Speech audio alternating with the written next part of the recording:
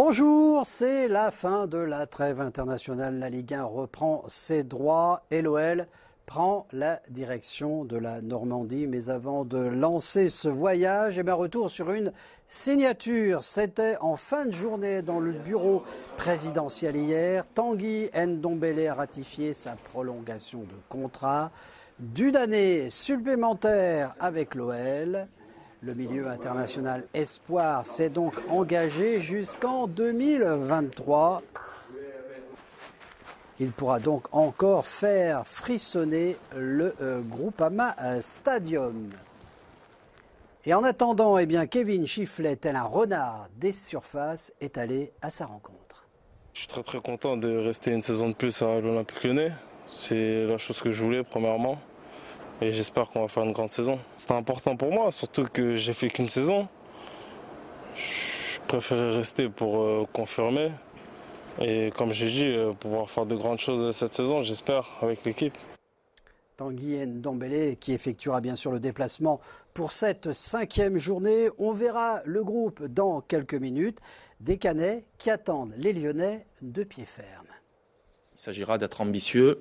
Ça c'est certain, sans être pour autant suicidaire. Ambitieux parce qu'on le doit à nos supporters et en étant équilibré. Ce qu'on sait nous, c'est qu'on joue une équipe qui joue derrière contre Manchester City, donc ça veut dire que la tâche sera rude, parce que s'ils jouent Manchester City, c'est qu'ils ont mérité de jouer cette compétition-là, et c'est une grande compétition. Et pour nous, finalement, Lyon, ça sera notre Manchester City à nous. Un match donc particulier pour Caen, prêt pour l'exploit. Il va falloir mettre beaucoup d'intensité. Je pense qu'il va falloir rééditer la même performance que contre Nice. Mais sauf qu'il faut l'étaler sur tout le match. Ça va être un match dur, mais on compte bien gagner à domicile. Bien sûr, ça fait partie des tops équipes. Avec des très bons joueurs. Ils jouent à la Ligue des Champions chaque année, donc ça va être un gros défi. Et le jeu des Lyonnais a été analysé particulièrement lors de la rencontre face à Nice. Et voilà ce que le staff canet en a déduit. Ils ont quelques repères, c'est certain. Alors peut-être de l'extérieur un déficit de confiance. Peut-être. Ou ils sont tombés sur un très grand gardien, parce que Benitez a fait un énorme match contre eux. Donc voilà.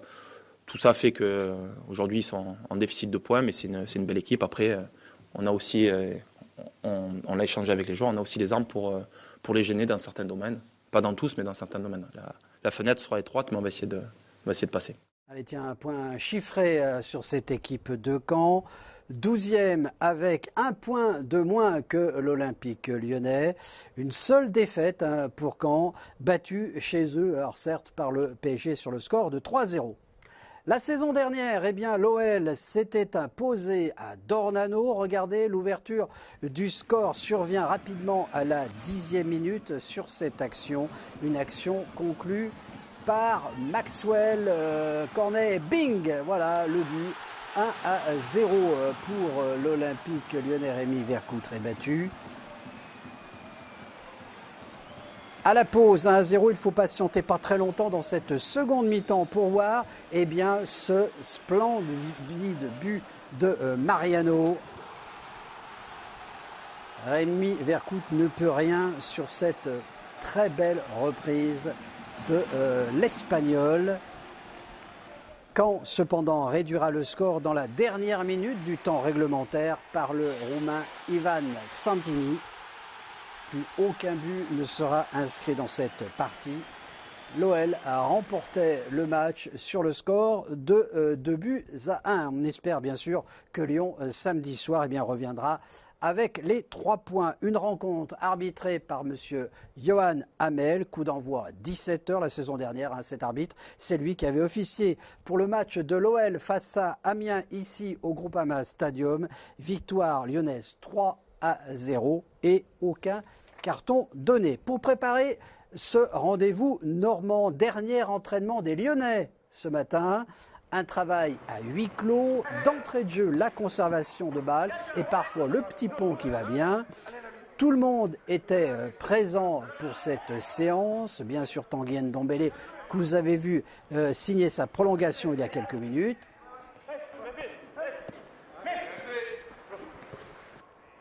De son côté, Fernando Marsal, en compagnie de Cédric Uras et Dimitri Farboz, eh bien, poursuit sa réathlétisation. Autre exercice, des mini-oppositions avec appui.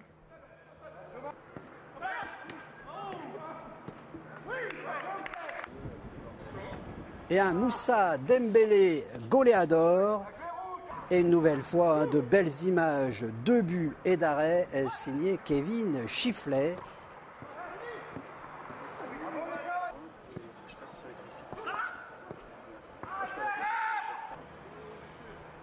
Dernier exercice du jour, Grégory Coupet et Antonin Da Fonseca étaient les centreurs, nos milieux et nos attaquants, nos finisseurs.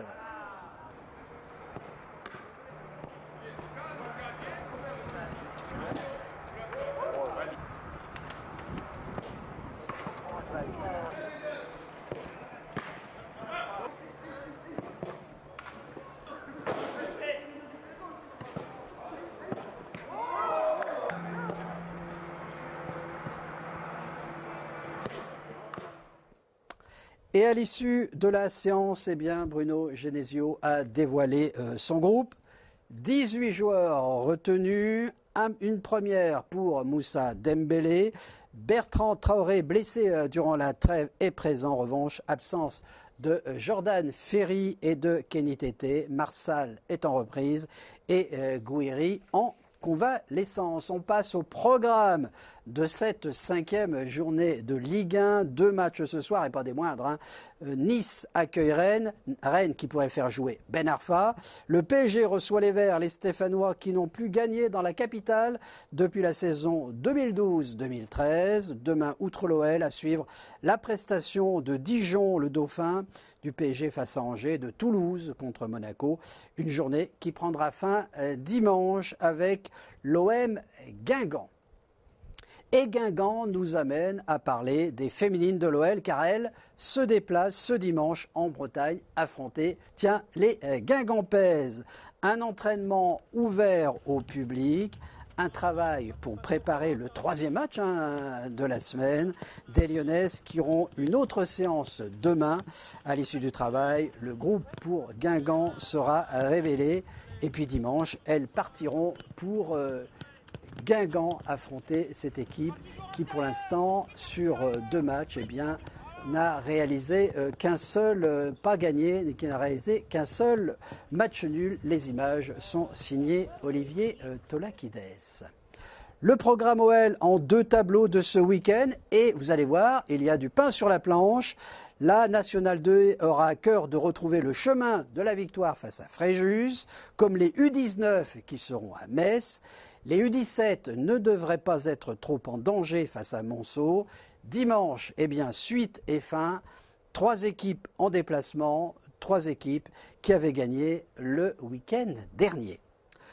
Soirée de gala pour l'association Huntington Avenir au Casino Lyon-Vert hier soir, parrainée par Bruno Genesio et Amel Bent. Une soirée pour récolter des fonds pour l'aide de proximité pour les familles touchées par cette maladie génétique hélas incurable. Ambiance.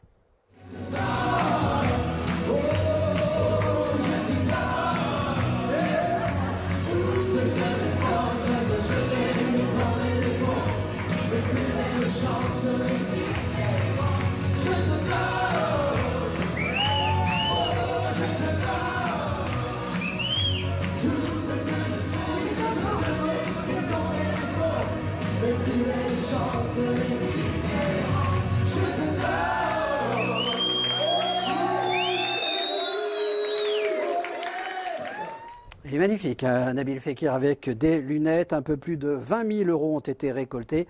Prochain événement le 17 novembre au Palais des Sports de Gerland avec le foot concert. Avant de se quitter, eh bien, la visite du jour, un séjour qui va durer 1 mois à l'académie, celle de 8 joueurs coréens et de leurs 2 coachs en provenance du club de Jeongbuk FC Motor, l'un des partenaires de l'OL.